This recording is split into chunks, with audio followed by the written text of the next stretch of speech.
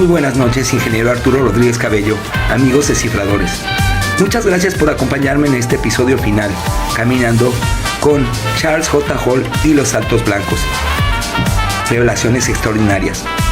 Espero que sea de su agrado. Vamos a verlo.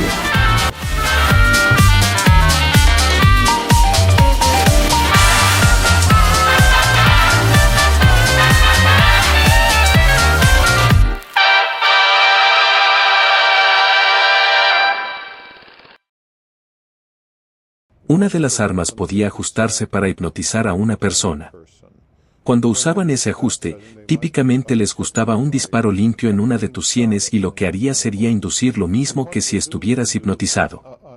Era común tener experiencias de tiempo perdido. Un día en particular, eran como 19 o 20 pasos desde el soporte de teodolito hasta mi caseta meteorológica y puedo recordar claramente, di 2 pasos, y pasaron casi 20 minutos. Solía molestarme mucho mientras yo estaba allí. Él había traído a los recién llegados y había dicho, este es Charlie. Miren, tiene dientes. Abre la boca, Charlie, tal como lo haces cuando estás hipnotizado, y dijo, come más veces que nosotros y, ya sabes, dándoles un recorrido, así es como es un humano.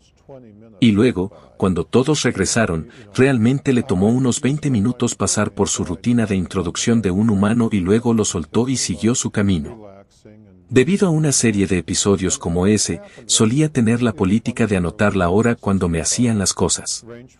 Diré una cosa más sobre las armas, tenían otro ajuste que conozco, el ajuste de yodo y si te disparaban, si te golpeaban con el ajuste de yodo, especialmente en el área de la tiroides, alteraría.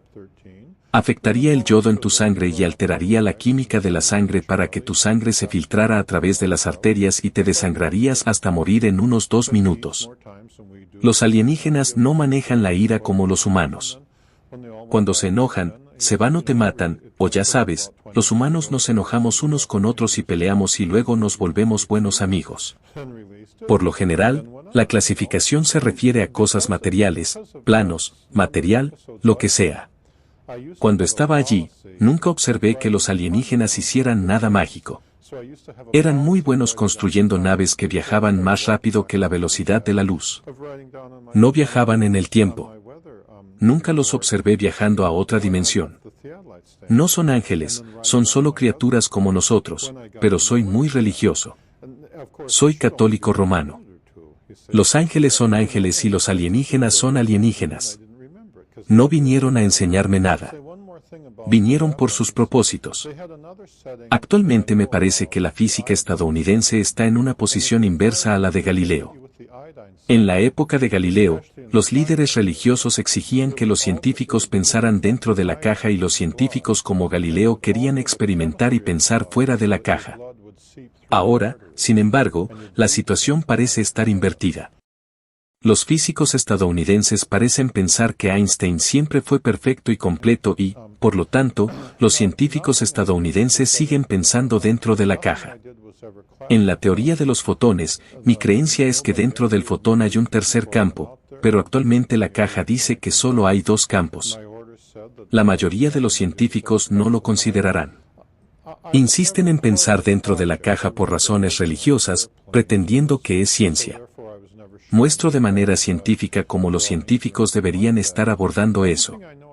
Actualmente, son los líderes religiosos los que están dispuestos a considerar a tipos como Monseñor Balducci y otros que están dispuestos a pensar fuera de la caja y decir, por supuesto que puede haber vida inteligente en otro planeta.